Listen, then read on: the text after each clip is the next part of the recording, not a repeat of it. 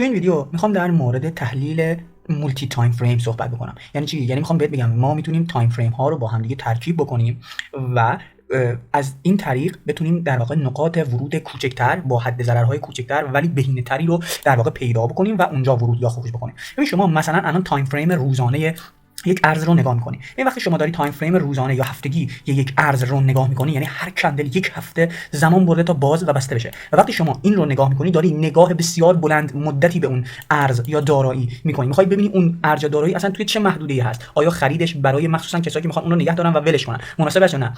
یا وقتی توی روزانه هستی میخوای ببینی اون ارز الان در چه روندیه، آیا میتونه جایی باشه که ریزش بکنه، ریزش بزرگی انجام بده، یا آیا میتونه جایی باشه که رشد بزرگی انجام بده، روی حمایت ها و مقاومت های مهمتری هستش یا نه. ببین هر حمایت یا مقاومتی که توی تایم فریم های بالاتر وجود داره نقاطی هستن که در واقع شکستنشون به همین راحتی اتفاق نمیفته یا در واقع اعتبار و تحلیلشون بیشتره. وقتی تایم فریم ها رو پایین‌تر میاری اون نقاطی که پیدا می‌کنی راحت‌تر هست شکست خوردنش یا جمع کردن لیکویدیتی پایینش راحت‌تر اتفاق میفته نسبت به تایم فریم های بالاتر. چرا؟ چون وقتی مثلا توی تایم فریم یک هفتگی داری نگاه می‌کنی یک هفته طول می‌کشه تا این کندل بسته و در واقع باز و بسته بشه. پس حجم معاملاتی که توی این یک هفته انجام میشه تا این کندل بسته بشه خیلی زیاده و خیلی در واقع پول زیادی توش گردش پیدا می‌کنه. به همین دلیل شکست خوردن نقاط حمایت و مقاومت توی تحلیل های بلند مدتی تر در واقع یک کوچولو زمان برتر هستش. خب حالا من میخوام بهت بگم که مثلا شما توی هر تایم فریمی هستی به عنوان تایم فریم مادر شما، به عنوان تایم فریم بالاتر شما. خب مثلا روزانه، خب این میشه تایم فریم بالاتر شما میای توی روزانه چارت رو کوچیک می‌کنی، خواهی بدونی آقا اصلا روند بیت کوین چه جوری هستش، چون این ارز بیت کوین هستش. مثلا شما می‌بینی از تاریخ 22 نوامبر سال 2022 روند سعودی به خودش گرفته تا به همین الان. خب حالا تو بعد روندش رو بکشی، روندش رو خیلی راحت می‌کشی تا بدونی چه جوری هستش. مثلا من اگه بخوام بکشم روندش از اینجا که شروع کرده و رفته این سقف رو که توی ببین روند ریزشی داشته. خب آخرین سقف معتبر ما توی روند ریزشی اینجا، چرا که این کف رو شکسته و کف جدیدتری داده. پس اینجا خیلی برای ما مهمه. ببین که وقتی هم قیمتش رسیده برای اولین بار یک ریزش عظیمی رو تجربه کرده. حالا رفته و یک روزی بالاخره اینا رو شکسته و روند نزولی تمام شده و روند صعودی شروع شده. رفته اینجا لگ اول اصلاح حرکت بعدی داده، خواسته این رو بشکنه که در واقع موازی هم بوده با در واقع سطح بالاتر ما زمان روند ریزشی. ببین ما وقتی یک روند ریزشی داشتیم سطوح مختلفی رو برای خودمون درست کردیم تا روند ریزشیمون ادامه داشت. حالا هر کدوم از این سطوح میتونه برای ما یک مقاومت مهم باشه وقتی قیمت در روند صعودی افتاده و میخواد بهشون در واقع نزدیک بشه.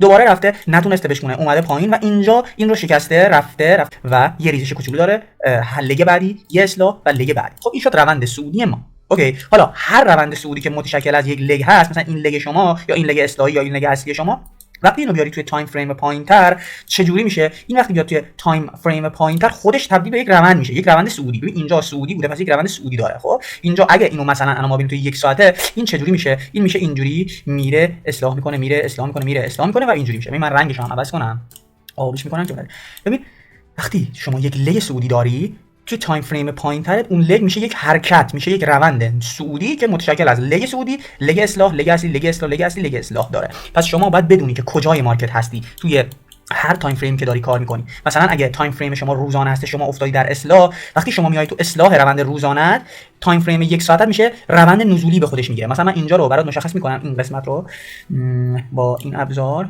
و این ابزار. خب این لگ رو ما به عنوان یک لگ نزولی روزانه در واقع ببین روزانمون حرکت اصلی داده اصلاح کرد. حالا این اصلاح رو ما می‌خوایم بریم توی یک ساعته در واقع نگاش بکنیم. خب میریم توی یک ساعته، من پیداش کنم، برمیگردیم عقب. ببین اینجاست. ببین این لگی که اونجا در واقع فقط به عنوان یک اصلاح میشد در نظرش گرفت، اینجا توی تایم فریم یک ساعته شده یک روند نزولی. چرا؟ چون آخرین کفی که توی روند صعودی خودش بود رو شکست. پس اینو شکست، اصلاح داد، اومد، دوباره اصلاح داد، دوباره اومد، دوباره اصلاح داد و دوباره رفت کف پایین‌تر زد، دوباره اصلاح داد، دوباره رفت کف پایین‌تر زد. خب حالا اگه شما می‌خوای بفهمی چه زمانی این اصلاح شما توی روند روزانه شما داره تمام میشه، شما میای توی تایم فریم پایین‌تر جزئیات اون روند اصلاحی رو پیدا می‌کنی و میگی که آخرین سقف شما اگر شکسته بشه توی روند اصلاحی، شما احتمالاً روند اصلاحی تمام شده و قیمت میخواد بچرخه بره روی روند اصلی خودش. ببین اینجا مثلا آخرین سقف شما اینجاست. خب این سقف وقتی شکسته شد میفهمی که احتمالاً روند اصلاحی روزانه شما داره تموم میشه. چرا؟ چون روند نزولی یک ساعته شما داره تموم میشه. وقتی یک ساعته شما داره صعودی میشه، پس روزانه شما هم احتمالاً صعودی میشه. چرا که روزانه خودش تشکیل شده از روند در واقع یک ساعته، یک لگ روزانه تشکیل میشه از روند یک ساعته. ببین اینجا داره صعودی میشه دیگه، وقتی تغییر ساختار داده توی روزانه یک لگ زده. ببین اینو اگه من برم توی روزانه یک لگ شده. الان من اینو درست کنم، ببین اینجا دوباره لگ شده. پس شما میتونی اینجوری متوجه بشی که روند اصلی شما داره تمام میشه. مثلا به طور کل وقتی که شما در تایم فریم بالا یک لگ میزنی، در تایم فریم پایینترش اون لگ میشه یک روند. ببین اون لگ میشه روند. حالا چه زمانی شما میفهمی که این لگ میخواد وارد اصلاح بشه؟ ببین من اینو اینجوری باید با رنگ‌های متفاوت بکشم. ببین شما یک حرکت صعودی روزانه مثلا داری، خب اینجوری داره لگ میزنه برای خودش. خب این شد روند روزانه شما این لگ های روزانه تو مثلا میدونی که اگر این کف روزانه بشکنه، روند روزانه‌ات در واقع تغییر میکنه به نزولی. اینو هم میدونی. خب حالا ما میخوایم بدونیم که چه زمانی این لگ برمیاد شروع به در واقع اصلاح کردن میکنه، یا چه زمانی این اصلاحش تموم میشه و میخواد بره بالا لگ بعدی رو بزنه که ما بدونیم این لگ بعدیشو. ببین یک بار دیگه من درست‌تر بعد توضیح بدم. ببین ما الان منتظر اصلاح هستیم، دنبال این نکته هستیم ببینیم چه زمانی این اصلاح تمام میشه، چه زمانی شروع میشه، چه زمانی تمام میشه. وقتی اصلاحش تمام شد یک بره روی حرکت بعدی خودش یا لگ بعدی رو بزنه. ما میخوایم هم در واقع این اصلاح رو بگیریم، خب هم این لگ اصلی رو بگیریم. ولی یک ایده ای که هست میگن که شما اصلاحات رو نگیرید، چون که پوزیشن بستن توی اصلاحات یک کوچولو آدم رو اذیت میکنه و اعتبارش کمتره، یعنی میتونه باعث خطا بشه، چون اصلاح همیشه کندرهای نامرتب و زشت میزنه و وقت شما رو میگیره، خواب پول زیاد میشه. ولی وقتی میره روی لگ اصلیش، شما یک روند سعودی میره روی لگ سعودی خودش، سرعت کندرها زیاده، معامله شما خیلی زود بسته میشه، خواب پول میاد پایین و اعتبارش بیشتره. ولی شما میتونید هر دو رو بگیرید، یعنی هم این لگ رو بگیرید هم این لگ رو. حالا چه جوری بفهمید که قیمت این آخرین لگ روزانه شما، من اینو پاک کنم، شما چه جوری بفهمید که اینجا این لگ سعودی تمام شده میخواد بچرخه بیاد اصلاح بزنه؟ شما وقتی این روزانه هستش، اگه برید توی تایم فریم یک ساعتت و روندش رو ببینید، گفتم یک لگ روزانه دارای یک روند سعودی یک ساعت است. یک لگ سعودی روزانه میشه یک روند یک ساعته سعودی که من اگه اینو بکشم اینجوری میشه. ببین این روند سعودی یک ساعته شماست که میاد اینجا مثلا. خب حالا من رنگش هم میکنم، چه رنگی میکنم؟ سیاه. خب اینم بزرگترش کنم که متوجه بشید. این روند سعودی یک ساعته ما از کجا میتونیم بفهمیم که روزانمون داره میچرخه، میخواد بچرخه بیاد روی اصلاح؟ از اگر قیمت بیاد از این سقف بیاد این کف یک ساعته رو بشکنه، میگیم یک ساعتمون نزولی شده.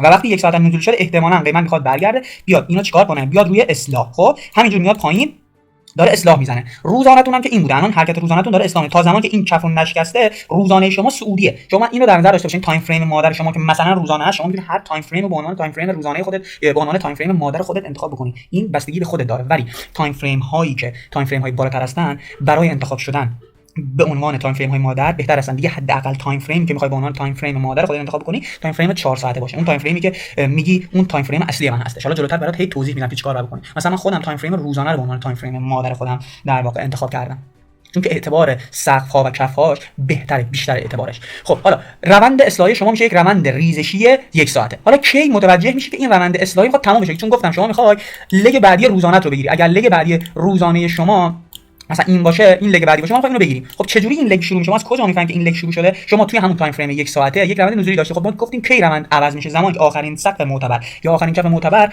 شکسته بشه. توی روند سعودی آخرین کف، توی روند نزولی آخرین سقف. خب دوباره روی روند یک ساعته نگاه می‌کنید ببینید قیمت اگه اومد این سقف رو زد، یعنی چی؟ یعنی تایم فریم یک ساعته شما دوباره داره برمیگرده به سعودی، یعنی دوباره داره لگ اصلی شما شروع میشه. شما وقتی لگ اصلی شروع شد، اینجایی که اینو زد، منطقه یک ساعته رو مشخص می‌کنی برای خودت. ببین منطقه یک ساعته رو مشخص می‌کنی، منتظر میمونی که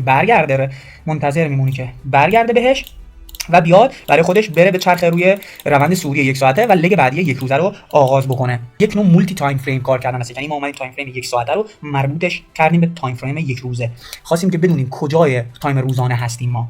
این الان بیت کوین رو اگه اینجا نگاه بکنی، من اینا رو پاک کنم. ببین همین الان بیت کوین رفته لگ آخر روزانش این بوده. خب میتونه اصلاح بده، الان در حال اصلاح دادنه. تا کجا میتونه اصلاح بده؟ توی روزانه اگه ما بخوایم بگیم روزانمون هنوز سعودیه، باید این کف معتبر ما در واقع باقی بمونه. اگه این کف زده بشه، یک شکست درست ایجاد بشه، میتونیم بگیم اینجا روند سعودی روزانه ما تموم شده، یعنی تا اینجا که بیاد داره اصلاح میزنه. حالا من بهت میگم این شکست باید شکستی باشه که معتبر باشه. این از اون طرف اگر دیدگاه ما این باشه که اینجا شکسته شد، شما باز هم اینجا وارد نمیشی برای پوزیشن سل گرفتن. از دیدگاه اسمارت مانی شما از دیدگاه اسمارت مانی بذاری قیمت برگرده به کجا؟ به سقفی که باعث شکست آخرین کف خودش شده. یعنی این روند سعودی شما میتونه چی باشه؟ میتونه اصلاح این روند نزولی باشه. ببین اگر این شکست درستی باشد، خب این شکست درستی باشه، شما اینجا نباید وارد بشی. این تفاوت کلاسیک کارها و اس ام سی کارهاست. توی سبک کلاسیک کارها شما بعد از شکست پول بک من وارد میشم سل میگیرم، خب ولی توی اسمارت مانی میگه نه، شما اینجا وارد نشو، ممکنه این جذب نقدینگی بوده باشه، شما بیا اینجا وارد شو که یک سقف قوی شده. چرا این سقف قوی شده؟ چون تونست آخرین کف معتبر قبل از خودش رو بزنه، کفی که منجر به بی او اس شده بود، کفی که سقف قبل از خودش رو زده میشه کف قوی. وقتی این کف بشکنه، سقف بالا دستش میشه سقف قوی. پس این سقف در واقع یک سقف قوی هستش برای شما. پس ما اگر این رو خود این حرکت رو به عنوان یک حرکت نزولی در نظر بگیریم، ما اینجا که وارد نمیشیم، چون اینجا رو به عنوان جذب نقدینگی میدونیم برای پوزیشن فروش باز کردن. خب حالا من این رو بکشم دوباره. ببین من اگر اینجا رو به عنوان یک روند نزولی در نظر بگیرم که الان قیمت داره بهش برمیگرده، حالا میخوام ببینم کجا میتونم وارد. من این روند نزولی میتونم خوردش بکنم، میتونم بکنمش توی تایم فریم یک ساعته، ببینم جزئیات این روند چه جوری بوده. ببین جزئیات این روند در واقع به این نحو هستش. از اینجا این آخرین کف در واقع صعودی شما بوده دیگه. این اگه بشکنه روند یک ساعته شما نزولی شده. الان ببین روند نزولی ما رو از اینجا اومده اینجا و اینجا. حالا اگر بخوام توی تایم فریم یک ساعته نقاط حمایت و مقاومت خودم رو پیدا کنم توی این روند نزولی، اینجاها این کفا این سقف‌های معتبری که تو تایم فریم یک ساعته هستن، همشون میشن سقف‌های معتبری که میتونن ریزش بزنن قیمت رو. اما ما چون که توی روزانه میدونیم که ببین وقتی میگم تحلیل تایم فریم، یعنی شما باید از تایم فریم بالاتر درس بگیری. شما میتونی اینجا وارد بشی. این در واقع یک سقف معتبر است که میتونه جلوی قیمت رو بگیره و همین کارم کرده، یک بار جلو رو گرفته ولی نتونسته زیاد این کارو کنه. چرا؟ چون ما در روند روزانمون، اگر من دوباره برم روی روزانه، ما منتظر هستیم که بیاد کجا؟ بیاد اینجا. این روند کل روند روزانه ما هستش. ما توی پولبک این اصلاح هستیم که قیمت بیاد اینجا و بیاد بالاتر بیاد روی سقف منشأش. خب پس وقتی شما میتونید تایم یک ساعته، بعد احتمال بدی که این سقفایی که توی در واقع ابتدای روند اصلاحی روزانه هستن، اینا ممکنن خیلی واکنش قوی ندن. یا اینجا رو ببین فعلا قیمت باش درگیره. اینو ببین قیمت میتونه از اینجا برگرده یا از اینجا برگرده، یا میتونه برگرده از اینجا ریزشه خودش رو دوباره ادامه بده. پس شما باید تایم فریم بالا، تایم فریم مادرت رو نگاه کنی، ببینید چی هست اون تایم فریم. اون تایم فریم داره چی بهت میگه.